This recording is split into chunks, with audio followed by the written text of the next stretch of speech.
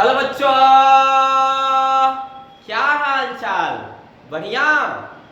आप बढ़िया तो हम भी बढ़िया।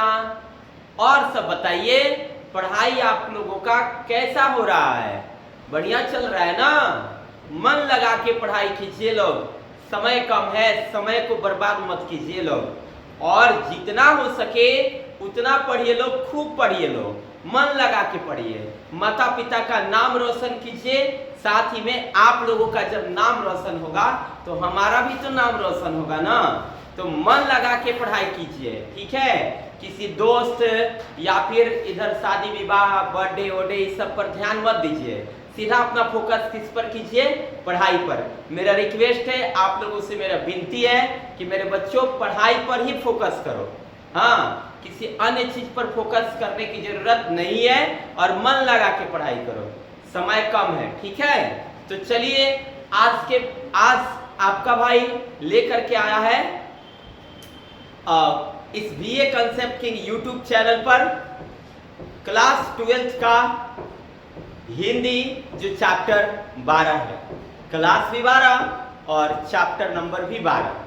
तो आज 12-12 का मुकाबला। हाँ, चैप्टर भी 12 और क्लास भी 12। क्लास 12th का हिंदी का चैप्टर 12 जो तिरिच है, तिरिच पाठ का सारांश आज आपका भाई बताने वाला है, एक मस्त, जबरदस्त और बेहतरीन ढंग से, ठीक है? तो आशा करता हूं कि आप लोग इस वीडियो को शुरू से लेकर अंत तक जरूर देखिएगा। प्लीज वीडियो को शुरू से लेकर अंत तक जरूर देखना है, ताकि उससे बनने वाला सब्जेक्टिव हो, ऑब्जेक्टिव हो, वो सारा आपका क्लियर हो जाए, ठीक है? तो चलिए इस टॉपिक को एक नए अंदाज में, नए तरीके से, आज के मॉडर्न युग के हिसाब से हम इस चैप्टर के सारांश को पढ़ाते हैं। तो मैं मनीष गुप्ता फिर से आप लोगों का एक बार मोस्ट वेलकम करता हूं इस BA concept king YouTube channel पर। और हमारे बीच है आज हम लोगों के प्यारे से कवि उदय प्रकाश जी। तो सबसे पहले मैं उदय प्रकाश जी को नमस्ते करूंगा और बढ़ूंगा आगे। इन्होंने तिरिच पाठ को लिखा है अपने कर कलमों द्वारा। तो इनके कर कलमों द्वारा रचित पाठ तिरिच है और तिरिच पाठ को हम लोग पढ़ेंगे एक नए अंदाज में, नए तरीके से, ठीक है? वीडियो अच्छा लगेगा तो लाइक कीजिएगा और चैनल को सब्सक्राइब कीजिएगा। साथ ही साथ कमेंट करके बताइएगा कि आप लोगों को ये वीडियो कैसा लगा और ज्यादा से ज्यादा मात्रा में शेयर कीजिएगा। सब्सक्राइब करना चैनल को मत भूलिएगा, क्योंकि आने वाला नेक्स्ट वीडियो सबसे पहले आप ही पहुंचे। कब? जब आप सब्सक्राइब करोगे तब, ठीक है? चलिए हम इस टॉपिक को शुरू करते हैं नए अंदाज में, नए तरीके से। जैसा कि आप देख रहे हैं तिरिच पाठ, तिरिच पाठ को आप सब देख रहे हैं।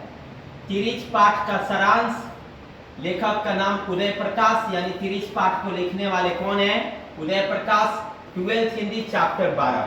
चलिए हमारे बीच उदय प्रकाश जी हैं और इनके हम पढ़ेंगे, इनके पहले इनके बारे में लेखक परिचय पढ़ लिया जाए। चलिए ध्यान देना है। लेखक का नाम उदय प्रकाश, लेखक का नाम उदय प्रकाश और इनका जन्म 1 जनवरी 1952 को और उदय प्रकाश जी का निवास स्थान सीतापुर, अनूपपुर, मध्य प्रदेश। सीतापुर, अनूपपुर, मध्य प्रदेश।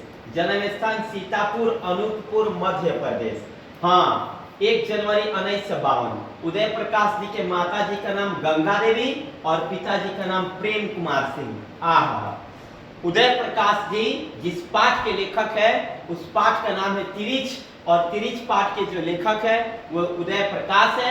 और उदय प्रकाश जी का जन्म 1 जनवरी 1952 को हुआ था और उदय प्रकाश जी का जो निवास स्थान है वो सीतापुर, अनूपपुर, मध्य प्रदेश है और इनके माता जी का नाम गंगा देवी है और पिताजी का नाम प्रेम कुमार सिंह है, ठीक है? तो ये सारी बातें काफी महत्वपूर्ण है, इन बातों को आप अपने दिलो जहन में उतार लीजिए, ठीक है? लेखक का नाम बोलिए, लेखक का नाम बोलिए, लेखक का नाम उदय प्रकाश। बताइए उदय प्रकाश का जन्म बताइए, बोलिए लो, उदय प्रकाश का जन्म बताइए लो। 1 जनवरी 1952 बताइए तो, 1 जनवरी 1952, गुड। और इनका निवास स्थान बताइए, बताइए निवास स्थान बताइए। हाँ बोलिए, सीतापुर, हाँ सीतापुर, अनूपपुर, सीतापुर, अनूपपुर और मध्य प्रदेश। और माता जी का नाम बताइए, माता जी का नाम बताइए, गंगा देवी। और पिताजी का नाम प्रेम कुमार सिंह। ठीक है, चलिए तिरिच कहानी का सारांश हम शुरू करेंगे। ध्यान देना है। तिरिच कहानी में पिता का आधार लेकर पुरानी पीढ़ी के संस्कारों व विश्वासों के बड़े बारीकी से उभारा गया है। हमारे बीच जो उदय प्रकाश जी हैं, अपने कर कलमों के माध्यम से इस कहानी को पिता का आधार लेकर जो पुरानी पीढ़ी थी उसमें संस्कारों और विश्वासों को बड़े बारीकी से इस पाठ में उभारा गया है। पिताजी प्रातः भ्रमण पर गए थे, है ना, यानी सुबह में पिताजी यात्रा करने गए थे। उन्हें तिरिच काट लेता है। पिताजी को कौन काट लेता है? तिरिच। पिताजी कब भ्रमण पर गए थे बताइए? पिताजी भ्रमण पर कब गए थे? प्रातः, मतलब सुबह में। और उनको क्या काट लिया था बताइए? क्या काट लिया था? पिताजी को क्या काट लिया था? पिताजी को तिरिच काट लिया था। और भ्रमण पर कब गए थे? प्रातः, यानी कि सुबह। तिरिच के बारे में यह मान्यता है कि वह रात को अपने मूत्र में स्नान कर लेता है, उसके बाद आदमी का बचना कठिन हो जाता है। ओहो, जब तिरिच किसी व्यक्ति को काटता है और काट करके अपने मूत्र करके और सो जाता है, तो समझ जाइए कि व्यक्ति का बचना बिल्कुल असंभव है। पर यदि वह तिरिच उसी समय मार दिया जाता है तो इसका भीषण प्रभाव कम हो जाता है। जब व्यक्ति को तिरिच काट ले, और तिरिच को काटने से तिरिच जब व्यक्ति को काट लेता है तो तिरिच जब काटने के बाद कुछ दूरी पर जा करके मूत्र करके और उस पर लेट जाता है, तो समझ जाइए कि आपका जीना असंभव है, उस व्यक्ति का जीना असंभव है। और साथ ही साथ अगर उसी समय हम तिरिच को मार देते हैं तो ये क्या होता है ना, थोड़ा सा विष का प्रभाव कम पड़ता है। यह भी ध्यान देना, यह भी प्रचलित है कि ध्यान देना है, यह भी प्रचलित है कि जो व्यक्ति तिरिच को मारता है उसका चित्र उसकी आंखों में उभर आता है। जो व्यक्ति तिरिच को मारता है, मान लो कि हमको तिरिच काट दिया, ठीक है, और तिरिच के जैसे मुझे तिरिच ने काटा तो कुछ दूरी पर भागा, मैंने दौड़ कर गया और तिरिच को एक ईंटे से कुचल दिया। तो जब ईंटा से कुचलते हैं तो तिरिच गौर से हम लोगों का चित्र अपने आंखों में बनाता है। जिस तरह आप सांप को मारते हैं ना तो सांप दिखता है बिल्कुल शांत हो जाता है, यानी आपका फोटो सांप अपने आंख में क्या करता है? चित्रित करता है, यानी खींच लेता है ना। और तिरिच का परिवार उसका बदला लेता है, ठीक है।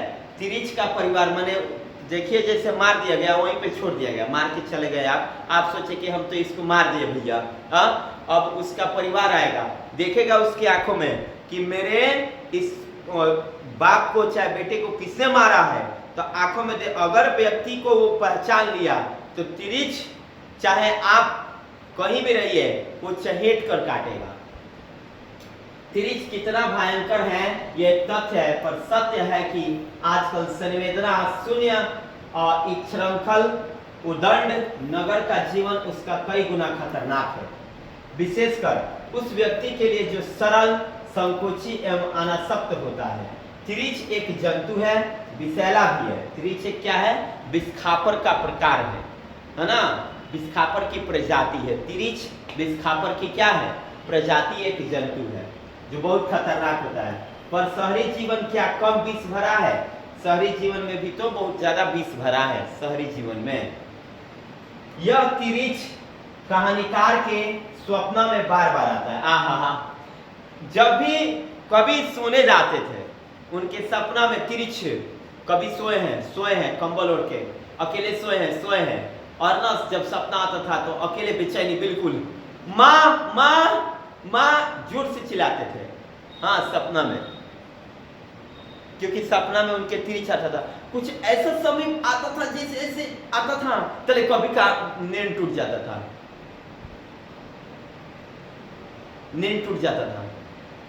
मतलब तिरछ जैसे मैंने काटने पर आता था, कभी का नींद टूट जाता था।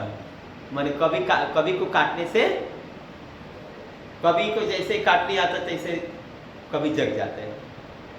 ऐसे और लोगों के भी सपने में बहुत बार होता है। कोई ऐसा भूत प्रेत वाला सपना हो गया, या फिर कोई जीव जंतु वाला। अच्छा है, सपनों में तो एक दौड़ना बहुत मुश्किल होता है ना। तो ऐसे ही कवि के सपना में बार बार कौन आता था? तिरछ। बार बार कवि के सपना में कौन आता था? तिरछ। कौन आता था बच्चों? तिरछ आता था। उसे आतंकित भी करता है, उसके बारे में कई मान्यताएं हैं। वो तभी काटता है जब कोई उसे आंख मिलाता है। आपको तिरछ के आंखों से आंखें मिल गई, तेरी नैना मेरे नैनों से मीठी मीठी बातें करती है, जब नैना मीठी बातें करती है तो दिल मुलाकात करता है। अब देख लीजिए, जब कोई उससे आंखों में आंखें मिलाता है तो ही तिरछ क्या करता है? काटता है। कहा जाता है तिरछ को देखते ही उसे आंख हटा लेनी चाहिए। आंखों से आंखों मिली तो आंखें चार हो गई, आंखों से आंखों मिली तो आंखें चार हो गई, और दिल ने एक दिल दूसरे को दिल दे दिया तो ये जिंदगी बेमिसाल हो गई, बेमिसाल हो गई। अब देखिए ना, अगर तिरछ को आप देखिए तो उसे आंख मत मिलाइए, अपने आंख को मतलब उसकी आंख से बचाने की कोशिश कीजिए।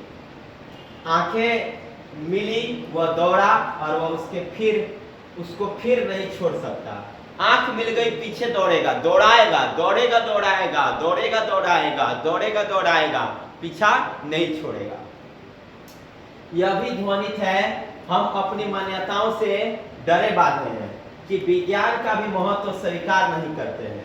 यह भी मान्यता है कि अगर उसको मार दिया जाए तो रात में चंद्रमा की किरणें उसकी जीवित कर देती है।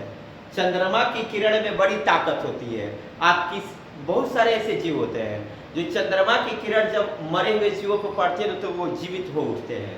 हाँ, तो अगर आप तिरछ को मारते हो ना तो उसी लगले जला दो, जला दो, उसी वक्त जला दो, उसी वक्त जला दो। पिताजी ने यद्यपि उस तिरछ को मार दिया था, किंतु पिताजी का परंपरागत ढंग से उपचार चलता रहा। हाँ, पिताजी को क्या काटा था बताओ? पिताजी को क्या काटा था? पिताजी को तिरछ काटा था। हाँ, लेकिन फिर भी पिताजी का उपचार चलता रहा। उसी दिन पिताजी को शहर भी जाना था जिस दिन तिरछ ने काटा था। एक पेशी थी, माने अदालत में जाना था। अदालत में सड़क पर गांव का एक ट्रैक्टर शहर जा रहा था। गांव का एक ट्रैक्टर कहाँ जा रहा था? शहर जा रहा था। वे उसी में बैठ गए क्योंकि बस क्या हुई थी, छूट गई थी। अब पिताजी अक्सर यही करते थे, जब भी बस का टाइम आता था ना तो देखते थे कि हम लोग के गांव में बस आ गई है, तो अब धीरे धीरे जाते थे, और जाते थे तब तक बस निकल जाती थी। घर आके कहते थे बस छूट गया। पिताजी का एक बहुत ही बड़ा मतलब नाटक था। पिताजी किससे गए थे? ट्रैक्टर से गए थे। वे उसमें बैठ के गए थे। वहां यह भेद खुल गया कि उन्हें तिरछ ने काट लिया है। वहां उपस्थित पंडित रामावतार भी थे। उन्होंने बताया कि कभी कभी तिरछ का प्रभाव 24 घंटे बाद भी होता है। माने आज 6 बजे काटा तो कल 6 बजे उसका प्रभाव आपको देखने को मिलेगा। यानी 24 घंटे बाद आपको इसी वक्त 6 बजे इसका प्रभाव आपको देखने को मिलेगा। रामावतार वैद्य भी थे। रामावतार क्या थे? ट्रैक्टर में बैठे व्यक्ति एक पंडित रामावतार थे जो वैद्य थे। बोले चरक सूत्र में 20 ही 20 को औषधि है, 20 ही 20 को काटता है। जिस तरह लोहा को काटता है उस तरह 20 को ही काटता है। इससे उन्होंने धतूरे के बीज से तिरछ का बीज काटा।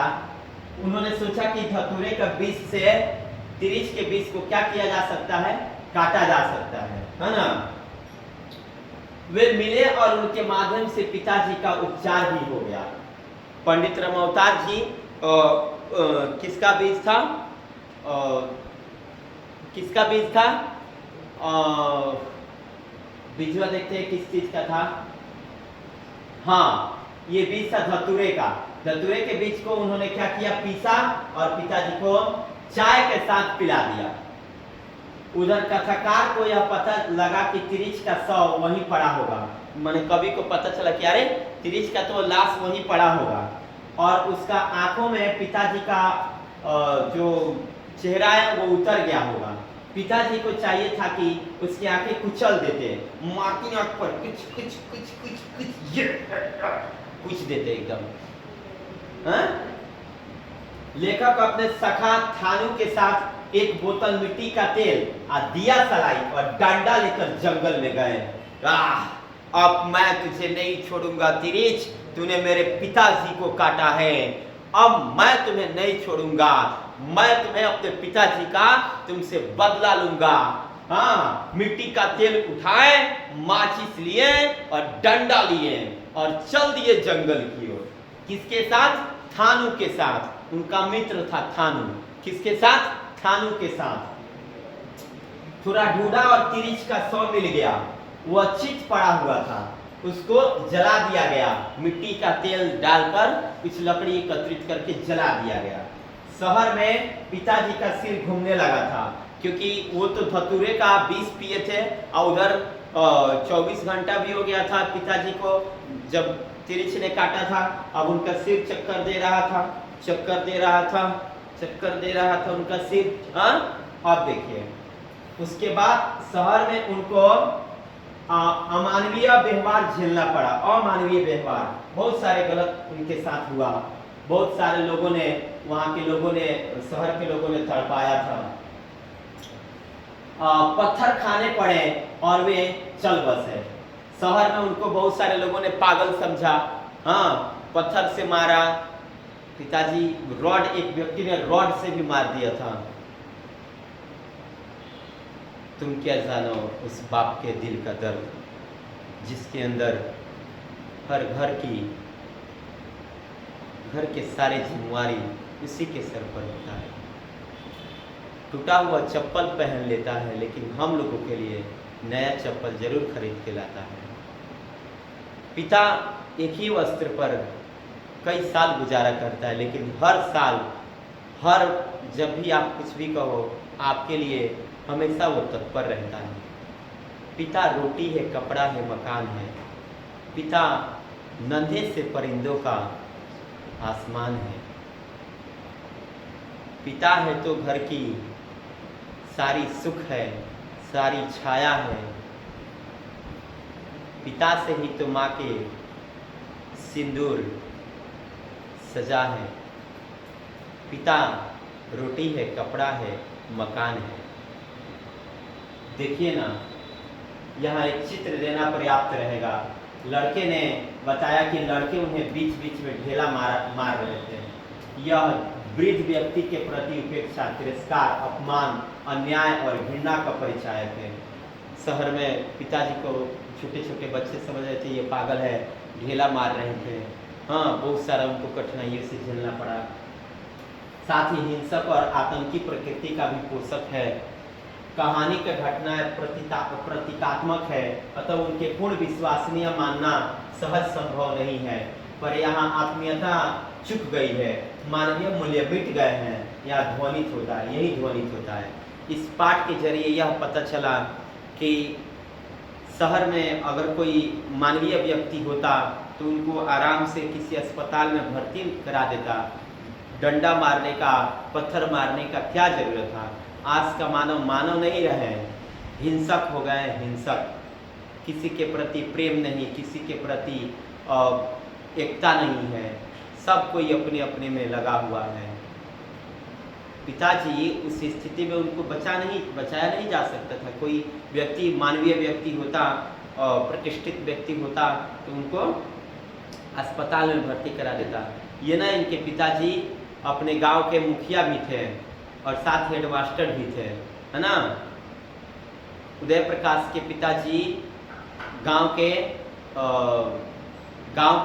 जो उनके गांव का नाम था, गांव का नाम क्या था, आप लोग किताब जरूर एक बार देख लेना लो। उनके गांव का नाम मुझे याद नहीं पड़ रहा है, लेकिन उस गांव के वो मुखिया भी थे, है ना। और साथ ही साथ उस गांव के हेडमास्टर भी थे, एक्स स्कूल हेडमास्टर थे। जब भी ना लोगों को वो बताते थे, मैं रात, उनका नाम क्या था, शायद रामावतार बता रहे थे, है ना, रामावतार, मैं एक्स स्कूल हेडमास्टर। हाँ, कहाँ का गांव का नाम मुझे नहीं याद पड़ रहा है, लेकिन आप लोग जरूर देख लीजिएगा कि वहाँ के वो हेडमास्टर भी थे और मुखिया भी थे, है ना। तो चाहता लोग तो सब कोई बचा सकता था, लेकिन बदले में उनको मार ही रहा था लोग। अंत में जो लेखक के पिताजी हैं वो एक चप्पल का दुकान था, मोची के दुकान, उसमें जा कर के घुस के सोए हुए थे। पता है क्यों? उनके शरीर पर, पूरे तन पर कपड़ा नहीं था, बस अपने लज्जा को ढकने के लिए उन्होंने उस दुकान में घुसे हुए थे। लेकिन दुकान वाला उन्हीं के गांव का था, लेकिन उनको पहचान नहीं पाया। पता है क्यों? उनके होंठ फूट गए थे, कपार फट गया था, काफ़ी चोट लग गई थी, है ना। पूरा ये धूला धूला हो गया था, बिल्कुल धूल धूल से भर गया था। बाद में पता चला कि यारे ये तो रामावतार जी हैं, जो एक्स स्कूल हेडमास्टर हैं। अब वो पिताजी वहाँ पे नहीं रहे, मर गए। यही सारी बातें इस पाठ में बताई गई है। मेरे जानकारी के हिसाब से त्रिश जब आपके पीछा करे ना, तो आप अपना डेग को ना लंबा बढ़ाओ और उल्टा उल्टा भागो, उल्टा उल्टा, ताकि उसको, आपकी गंध को सूंघने में थोड़ा समय लगे और आप उससे बच जाए। ठीक है, तो इस तरह से इस पाठ की समाप्ति हुई। इस पाठ का सारांश यहीं पर संपन्न होता है। तो आशा करता हूँ कि आप लोगों को ये सारांश जरूर ही समझ में आया होगा, और आप लोग ज़्यादा से ज़्यादा मात्रा में इस वीडियो को शेयर कीजिए। वीडियो अच्छा लगा हो तो लाइक कीजिए, कमेंट कीजिए, सब्सक्राइब कीजिए, और साथ ही साथ वीडियो को शेयर करना ना भूलिए। तो मिलते हैं फिर से नेक्स्ट वीडियो में, इसी अंदाज में, इसी तरीके से, इस पाठ के ऑब्जेक्टिव के साथ। आज के लिए इतना ही काफ़ी। हंसते रहिए, मुस्कुराते रहिए, मन लगाकर पढ़ते रहिए। जय हिंद, जय भारत।